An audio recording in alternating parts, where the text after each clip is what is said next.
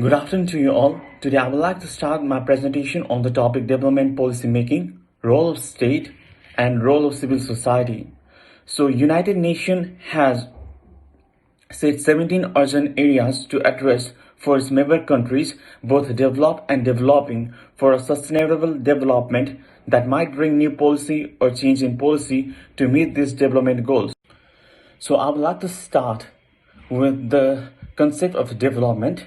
In general words, development is economic and social progress of the nation, including natural and human resources. Development creates wealth and improvement of people's lives. Development is analyzed based on education, employment, equality the society has, gender equality, security, both people and governance, and let's say the capital of the people, the rules and regulation of the nations, the trade of the nation. So overall, a development is a tool for achieving maximum per capita income of the nation. The concept of development was started after the Second World War, when all the world economies was at downfall. There was a dialogue between ministries, government, national planning committees, which lead to practices for development framework. There is a wide accepted concept that for a country to be developed, it must decline its holding in agriculture and move or expand towards industry and manufacturing. While developed nations were rising ahead of poor nations, the poor nations were forced to make comprehensive plans. So the main motive of these development was to reduce the poverty and accelerate the growth. In development process, intensive planning is done, a concept is built, it is practiced to test the outcomes, the feedback and the results are collected.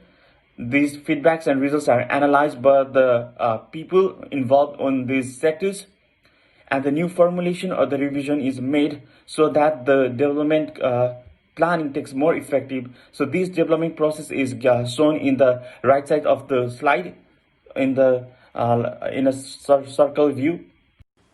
So modes of development planning. I have divided modes of development planning into three headings, that is economic plan, second is the planning process, and the third one is reason for failure. So starting with the first heading. So there are various plans which include set of quantitative economic targets to be reached in a given period of time based on the areas of concern. But when we discussed about the development, it is mostly about the economic plan, which is either a comprehensive or a partial plan. So the economic plan is said to be comprehensive when it includes all the sectors of nations like education, health, industries, infrastructure, and policy. The economic plan comprises of economic life, or it covers all the major aspects of nation's economy. For example, it is practiced in central government, which looks after the state or the local government. Also, the central government is responsible for making the budget or budget distribution for its state and local governments. So the second one is economic plan that is based on a partial plan. So this partial plan is specific and it focuses on a certain sector of economic for which they are expertise, or they can provide more structured details. Example of this partial economic plan are particular ministries, let's say the transportation ministries, which only focus on the transportation of roads or the construction of new roads of the nation. Second step. So the second step in development planning is the planning process. First of all, planning is a guidelines that helps to accelerate economic growth, bring structure change of the entire economic, and make it balanced and sustainable. So the planning process includes economic objective, targets, frameworks, coordination, and monitoring of the plans. The process of planning varies based on the economic model. They allow the policymaker to form quantitative estimates of the various threats so that it will be a draft for preparing development policies. While talking about the steps in planning, the planner should visualize the opportunities, set the objectives, and the goals that are attainable. It should also make the alternative plans. So in case if the program or project fails, there is always an alternate program or project to carry on. It should also put in mind about the budget it has for its program or project. So these steps are shown in the figure on the right side, this figure on the circle diagram. So here I have included the most common planning model. They are aggregate growth model, multi-sectoral input output model, and the project appraisal. So the first one is the aggregate growth model. So it deals with the economy in a macro level, like saving, investment, capital stocks, exports, imports, and foreign assistance. So one of the advantages of aggregate growth model is that it can forecast the economy of any nation for 3 to 5 years. It can also determine the growth rate of the national output. So the second one is multi-sectoral model. It formulates the comprehensive development plan for the entire economy. Most portions are controlled by the government. It is common in mixed economy. It includes subsistence, small scale, jointly owned, foreign invested types of operation. Therefore, it is a complex and interdisciplinary model because of its structure.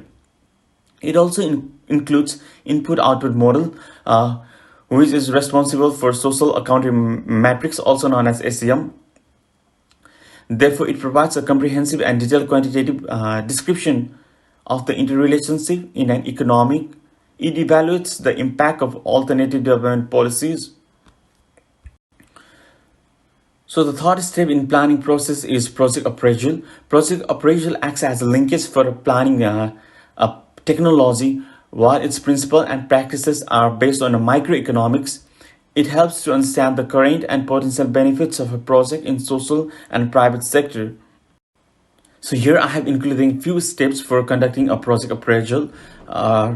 The first step for project appraisal is setting the objective, and these objectives should be based on a social worth. That means it should fit for the status, political condition, and quality of life of the country that we are making a project. And we should also consider the contribution these projects can make towards the development of that particular society or the nation. The second step towards project appraisal is to analyze the social benefit of the project. For the benefit analysis of the project, we do the shadow price calculation. But since the developing countries has higher chances of error in data collection and information, this might show flaws in result, and there is a high and fluctuating currency exchange rate that might influence the analyzation result. The third step is to make a decision or decision making regarding the project. Mostly the decision is made based upon the net present value, also known as NPV. So if there are many projects, all the projects are ends in the decreasing order based on its NPV value, and the project with the highest NPV value divided by constant is chosen. So the final step for the project appraisal is conclusion. Conclusion is rather very complicated steps, and it needs a dialogue among the leaders, policymaker, government, and researchers. After the conclusion, a project is selected and implementation is carried out. So many developing nations, even the developed nations, has failed in the plan. There is not only single factor for this failure. There are various role players that influence the plan and its contribution and its successful implementation. Some of the reasons behind these failures that are mostly seen in South Asian countries are listed here. So one is first is the gap between theoretical understanding and the practical outcomes. The second one is there is poor resource mobilization of the resources that are available to them. The third one is unreliable or insufficient data in the developing nation. The data are not reliable, the information are not accurate, so that the nation has poor, unrealistic data. And if this data are used for planning or project formulation, then it results into error and the plan becomes a failure. Another one is open economy. Since most of the developing countries are part of the many United Nations members like WTO, because of which even the developing nation has open access for the market, and due to this many developed nation product enters into the developing nation, and the developing nation product could not compete to those product. Therefore, there is a failure of those product, and even this developing nation cannot sell its product in the global market because of its low standard. Another one is lack of political will, or let's say institutional weakness in these developing nations of South Asian countries. The institutional weakness are like decision making strategies, unqualified civil servants in India, Nepal, and there are many departmental rivalries among the government. So the most important is planning takes place from top to bottom approach rather than it should take from bottom to top approach in these developing nations of South Asian countries. So the role of market.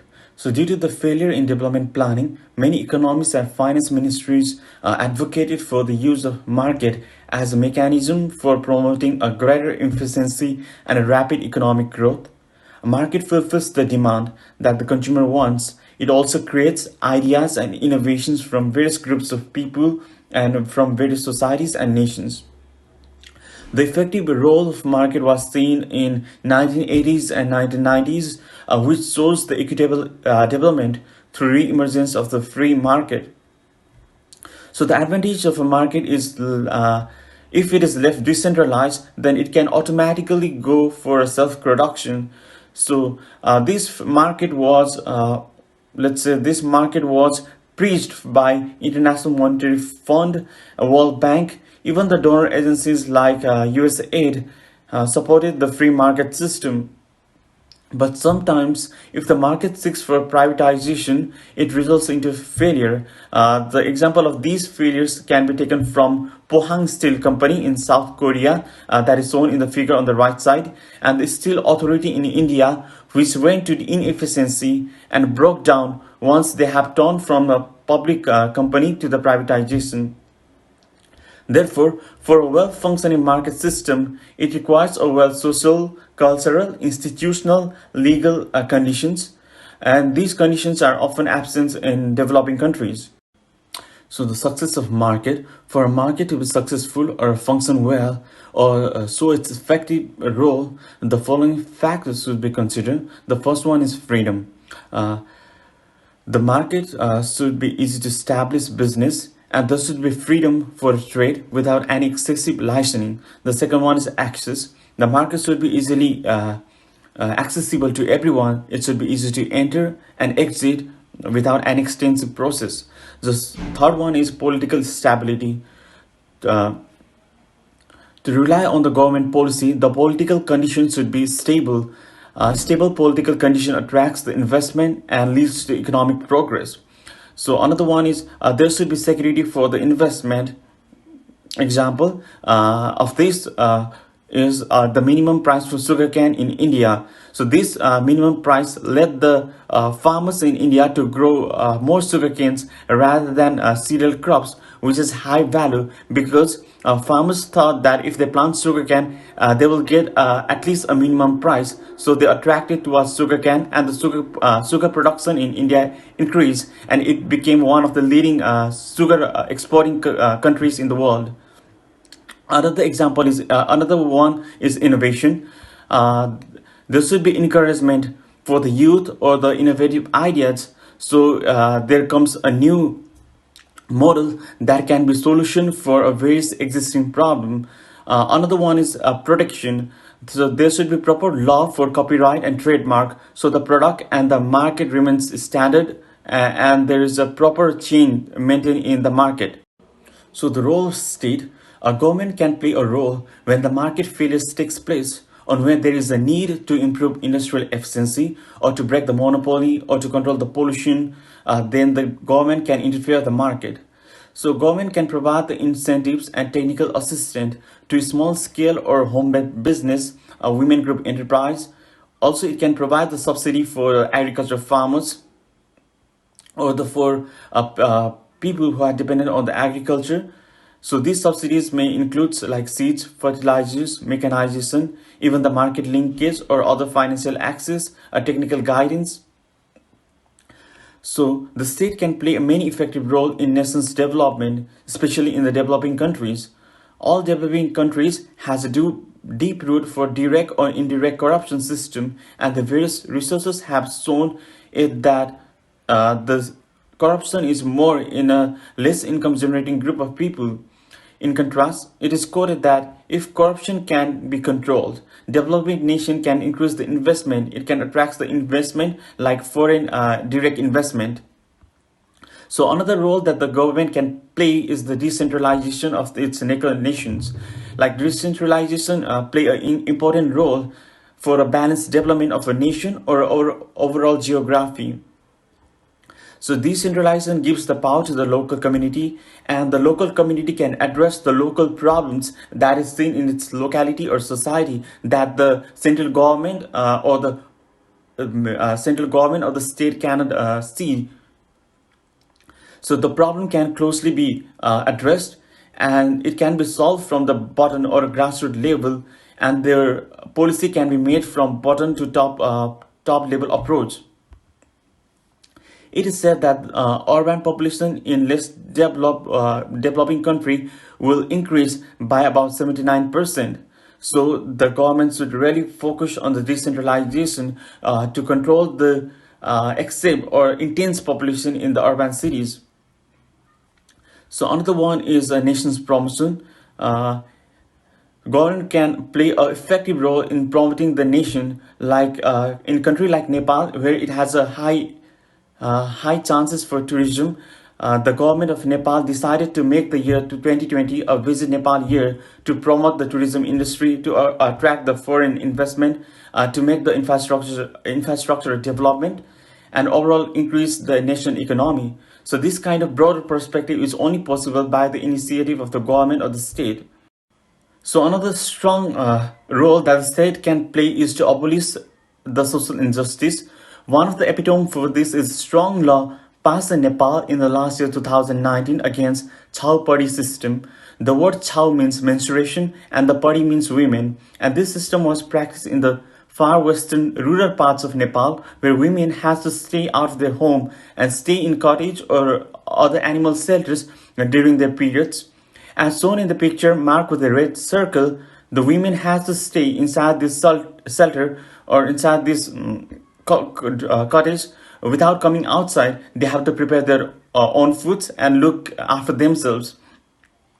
The worst condition is in the right picture, where the women is staying in a place built with a bamboo in the middle of nowhere. Neither there is any houses or any emergency solution.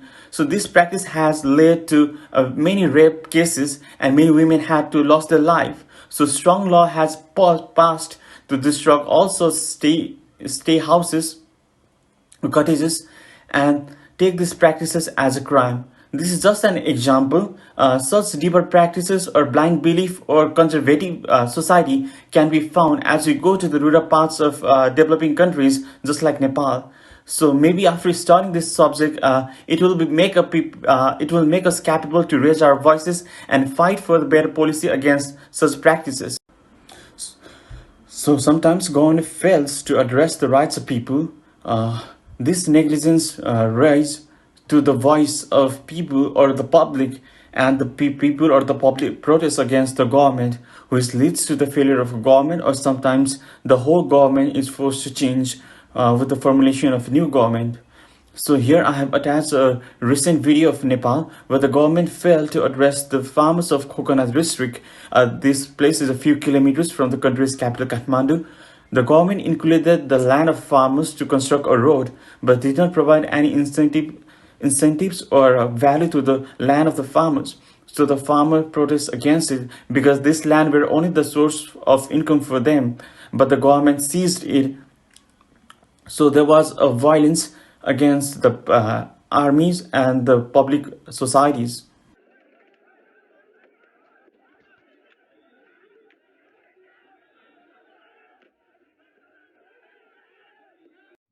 So there are two consensus: Washington Consensus and the New Consensus. The Washington Consensus came in existence in 1980. It has 10 points, which became a well-known tools for development policy making. It included points such as tax reformation, property rights, trade liberalization, and privatization. Uh, it It was followed by various US government agencies, and it was practiced by countries like South Korea and Taiwan when they were developing countries back then. After a decade of formulation of Washington Consensus, realizing its sought outcome, new consensus was begun. It was shaped in 1998. The new consensus was broad and it included additional points from the Washington Consensus. The additional points were sustainable development goals, public health. It emphasized on the state capacity and its responsiveness, and it also promoted for the encouragement of civil society. So the new consensus was followed by countries like European Union, Japan, and India. Now the recent studies have found that even in the corrupted environment, the success can be achievable. Role of civil society. When the state fails in taking the effective action, the power of people always plays a great role to bring a change. Some of the sections covered by civil society that I described in my presentation are international or national non-governmental organization and cooperatives. So cooperatives are opened by a group of people by investing certain capital or they hold a certain amount of shares. A cooperative rise as a popular and the best solution among the farmers group. It is focused on providing easy credit, supply of inputs that might be fertilizer, seeds, mechanization, or it also provide technical assistance or the product purchase and market linkage or distribution for the farmer's product. Some of the cooperatives also run for a storage center, like a cold storage center, to store the product or surplus product of the farmers. One of the best example of cooperative is Amul group in India. It is a dairy cooperative which has direct role in millions of Indian farmers. It collects milks from individual farmers from many rural areas and take it to the processing unit for manufacture of milk, ghee, butter, cheese, yogurt, chocolates, ice cream, as shown in the picture in this slide. Farmers do not need to worry about the market and focus only on the production. So this cooperative has really increased the investment in agriculture, agri-production, and to make the proper access of goods to the market and improve the living standard of the farmer group, which is the main importance for the developing countries. So when the government fails, the national governmental organization or international non-governmental organization plays an active or effective role to fulfill basic human rights. They are not-for-profit, voluntary, and civil society organization. They are humanitarian organization working for service and welfare of people. They provide technical support and expertise in particular area. They also work for the harmony, social justice, and women empowerment in the society, especially in the developing countries. Example of such organization is World Food Program, which work to make the availability of food in rural parts or during the pandemic. Another one is UNICEF, which works for the rights and education for children. So this organization has their own specific roles and expertise, and they invest on such particular areas. So these organizations and present and has successfully accomplished the mission where the government has not even reached or failed to address the problems. So this kind of organization sometimes can win or goes beyond the governmental capacity. So role of civil society is important when the government fails. So here I have included some areas that the NGOs promotes. So first sector that it promotes is its innovations. Every program and the project takes place in a new society where there is new language, culture, and the way of living is different. Therefore, each program is made or tailored in a specific way that it suits or get accepted in that particular society, and it address the issue of that society. The second one is flexibility. The NGOs tries its best to integrate with the governmental program and alter itself to fit into the incomplete activities of government, or it works together with the government to make the planning or the program complete. One of the example is providing a COVID test kit by various NGOs or INGOs to the local government of Nepal or INGO or NGO involving in making quarantine so that the people coming from the abroad can stay safely in Nepal. The third one is technical knowledge.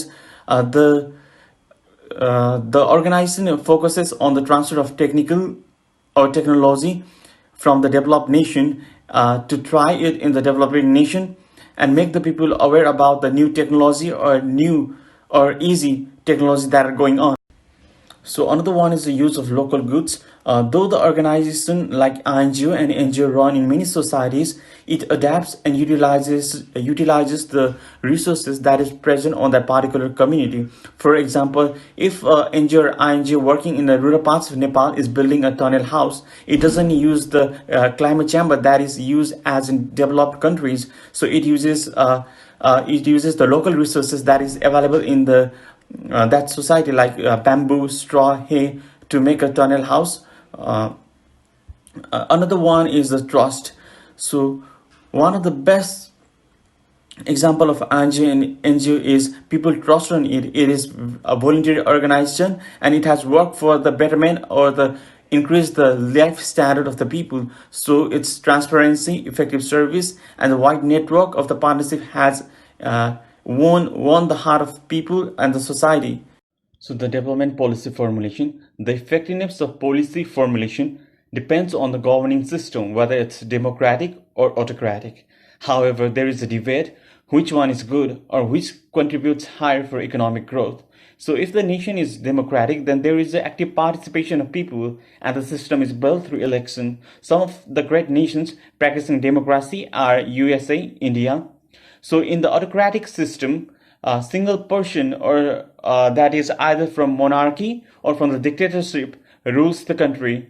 So the autocratic system is a dominating approach. Some of the countries that practice the autocratic system are Singapore, North Korea, Taiwan. So development policy formulation. So in conclusion, there are some points how the policy for development can be well formulated. The plan and the vision of the government should be effective. It should include the marginal areas of the nation and the rights of the people living over there. It should even cover the rural parts of the nation, not neglecting the rights of the people living on that particular areas. And the alternative and the policy for the market failure should be thought in case of a worst scenario. The government or any other agency should work with the civil society to achieve economical development and increase the living standard or lifestyle of the people. We can learn from the developed nations and the policies, practices, and not just follow it, but to remix or remake and to change it in the best way that fits for the developing nations. Role of balance. The balance for development can be best represented by a tripod which has three legs as a support. Similarly, the role of market, role of government, and the role of civil society acts as a leg or balance for the development. They can be considered as a three pillars or three stands for development process. So improper balance or fault in any one of these roles leads to the fall of the development program. So balance includes dealing with the market, government, and civil society. Therefore, it can be considered as a multidimensional process which involves major changes in social structure, which promotes the integration between private, market, and public policy to sort out the existing problem and to think for the future challenges. And it also addresses all the injustice of the society. It recognizes and integrates the strengths and the roles of a private, public, and state to formulate better policy and aid for the development. So in developing country like Nepal, where there is a very high negative view of government and the government is highly criticized, it is important that the government should make an intervention at the right place and the correct time. It should prove itself out of the corruption, out of the political promotion, and should focus on the nation development. It should surge so that the economic move towards a better equilibrium, which other role cannot be done